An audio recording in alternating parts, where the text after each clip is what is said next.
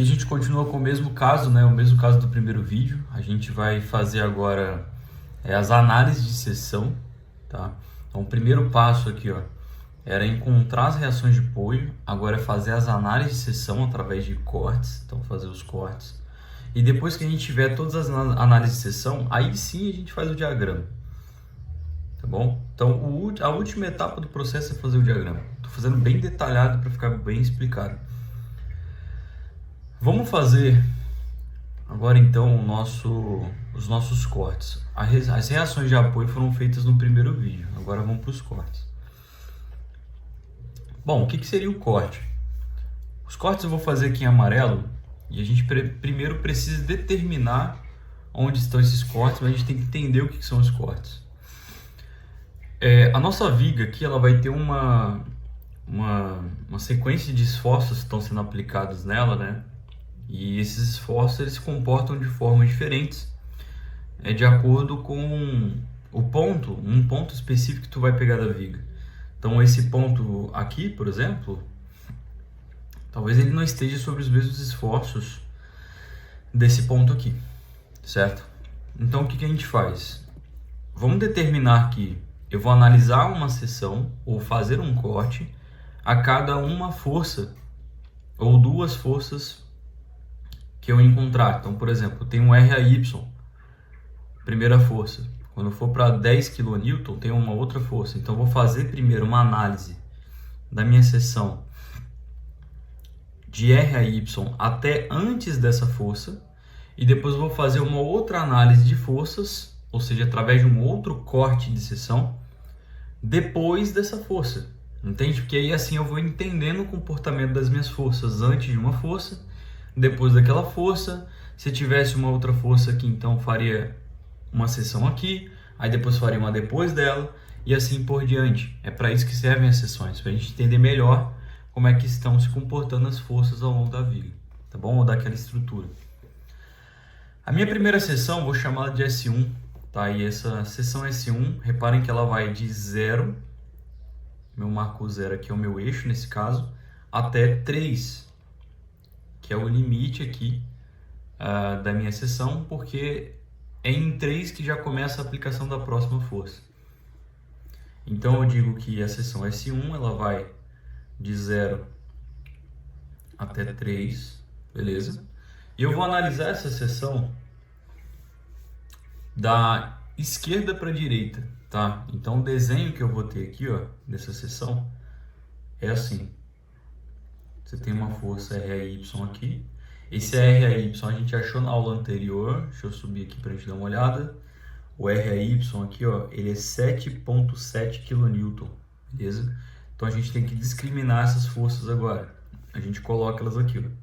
Então tenho 7,7 kN de força sendo aplicada. A continuação da minha viga está aqui, beleza? Pode fazê-la um pouquinho maior mesmo, só para a gente conseguir organizar bem os dados, ok? E eu sei que daqui até aqui, agora ao invés de eu ter 3 metros de comprimento, eu vou chamar esse comprimento de X. Então, todo o comprimento da minha seção, ele é declarado como X, tá bom? Então aqui eu tenho X metros, perfeito. Eu tenho alguma outra força de aplicação do meu RAY, que é esse cara aqui, em diante, ou até o final da minha seção? Não. Tanto é que minha seção ela para bem aqui, ó, até antes, no limiar do 10, quase no 10. Mas ela para antes, porque eu quero estudar justamente tudo que vem do 10 kN para antes, tá bom?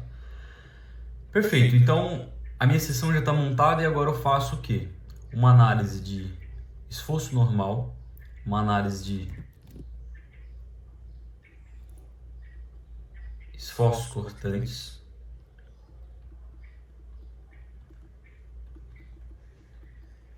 e também uma análise de momento fletor.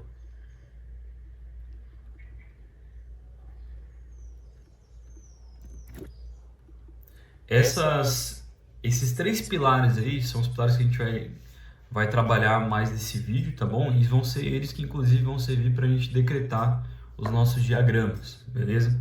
Então vamos fazer uma análise de esforço normal aqui. Não existe nenhuma força na horizontal aqui. E como a normal, ela geralmente é sobre esforços longitudinais na viga, né? Então, se minha viga ela tá assim, né? O sentido longitudinal ele tá assim também, ok? O esforço normal aqui, então, ele seria basicamente zero. Mas por quê? Porque eu não tenho nenhum esforço longitudinal sendo aplicado aqui, né? Eu, no máximo, poderia ter um engaste aqui, né? Que eu até esqueci de colocar. Mas a gente viu na análise lá em cima que o meu RAX ele é zero, né?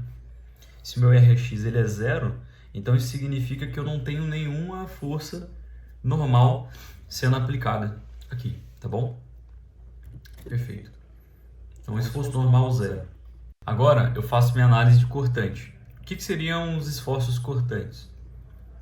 Esses aqui são os longitudinais,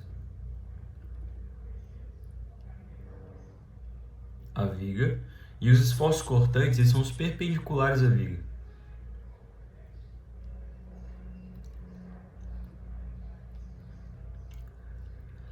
Ou seja, aqueles que fazem 90 graus com a viga. Então, ó, dá uma olhada aqui. Isso aqui é a minha viga. E eu tenho esse esforço aqui sendo aplicado de 7,7 kN na minha viga, né? E ele é perpendicular, ele faz 90 graus. Então, ele entra para análise de esforços cortantes. Então, eu vou ter sempre aqui, ó, V. E aí existe uma convenção. Se eu estou analisando da esquerda para a direita, então eu digo que a minha normal positiva, todos os esforços normais se estiverem para lá, eles são positivos. Se estiver ao contrário, são negativos. Todos os esforços cortantes que estão para baixo, por convenção, eles são positivos. Esse cara aqui, então, no caso, ele é um esforço cortante negativo. Então eu coloco V menos 7,7 e aí me parece que não existe nenhum outro esforço cortante, beleza? Então a gente meio que para a análise aqui e igual a zero, acabou. O que eu posso fazer agora é dizer que V, a gente isola esse V, né, e passa o 7,7 para o outro lado, então fica um 7,7 kN de força sendo aplicada ao longo de toda essa viga. Então vocês reparam que aqui não depende de X, né? Vocês vão ver que na análise do momento já vai entrar um X ali a mais, mas porque o momento ele vai dependendo do X, ou seja, ele vai se alterando ao longo da viga. Aqui pra gente, na nossa análise de momento cortante, não é isso que acontece. Quando você analisa toda a sua viga de 0 até 3, você só tem um esforço normal, você só tem um esforço comum nessa viga. Com relação a cortante, que é o esforço de 7,7 kN. Então, se você for medir a sua cortante nesse ponto, 7,7, se você for medir o seu esforço nesse ponto específico, 7,7.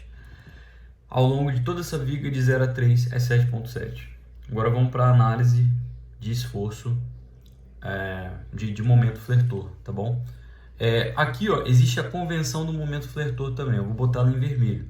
Quando você estiver analisando da esquerda para a direita, a convenção que se utiliza é essa, tá? E para momento, o momento positivo é esse camarada aqui, ó.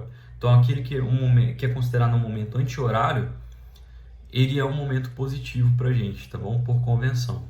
Então, eu já começo colocando o meu Mzão para simbolizar o momento que a gente quer achar ao longo da viga, tá?